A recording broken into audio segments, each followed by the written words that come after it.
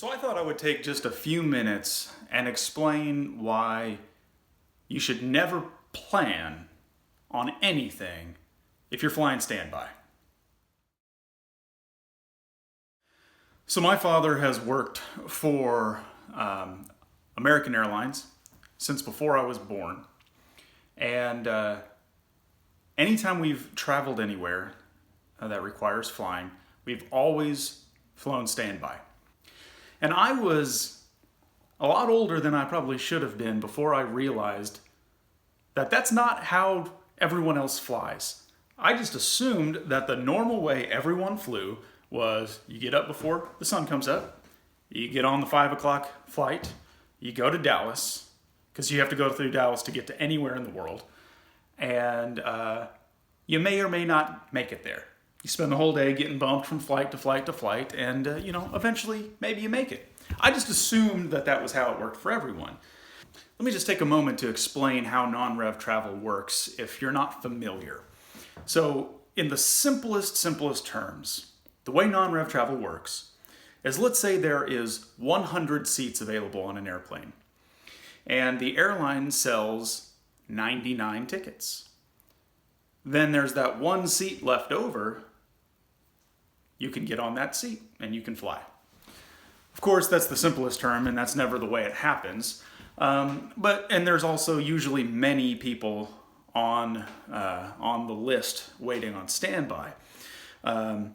So because we are no longer considered to be immediate family, we are classified as the lowest ranking priority for standby, which means that we continually get pushed further and further down the list. So if there's 30 seats open and 40 people on the standby list, and we're numbers 39 and 40, we're not getting on that plane. We're going to get bumped to another flight. It's just the way it works. So we're currently are going to be taking a trip somewhere, and of course, the gambling aspect of things has the allure of, why would I pay full price? It's always a gamble, but sometimes, man, when that gamble works out, it works out really well. To put into perspective, probably about 9 or 10 years ago, I flew from Tulsa to Dallas to Rome, and then from Holland to London to Chicago to Tulsa. First class for $500. That's like the equivalent of getting a scratchy lottery ticket and winning $1 million. There's been other times that I've tried to go to Tucson, Arizona, flown to Dallas, slept in the airport for 2 days, then had to go back home to Tulsa. So that's the gist of non-revving.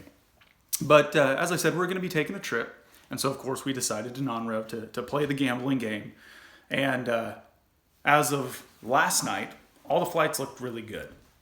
So for this current trip, in the last hour and a half, it has changed the options multiple times. Let's say that you were going to be going to, Calgary in Canada. YYC, I believe it is. So what would be logical? Let's say even that you have to go through Dallas. Okay, you go from Tulsa to Dallas to Calgary. Boom. Simple.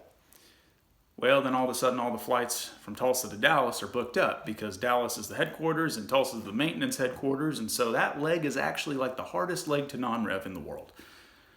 So, okay, now we can't fly to Dallas. So what do? Do we drive to Dallas tonight, get a hotel, stay overnight so that we can be there in the morning? Or do we drive to Northwest Arkansas tonight, get a hotel, stay in the morning? Or do we leave at 1 o'clock in the morning to drive to Northwest Arkansas so we can be there for the 5 a.m. flight to still then fly to Dallas before flying to Calgary? Or we can fly to Chicago, but there's only one flight a day to Calgary from Chicago, and by the time we get to Chicago, we will have missed the flight, so we'll have to stay overnight, leave the next day, be a day late, lose the money on the reservations that we had for that first night. You see, this is the way the game works. But we'll see how it looks when I wake up in the morning. Maybe completely different. So it's a gamble. You might get something really good, or it might be a giant pain. But my number one piece of advice would be flexible.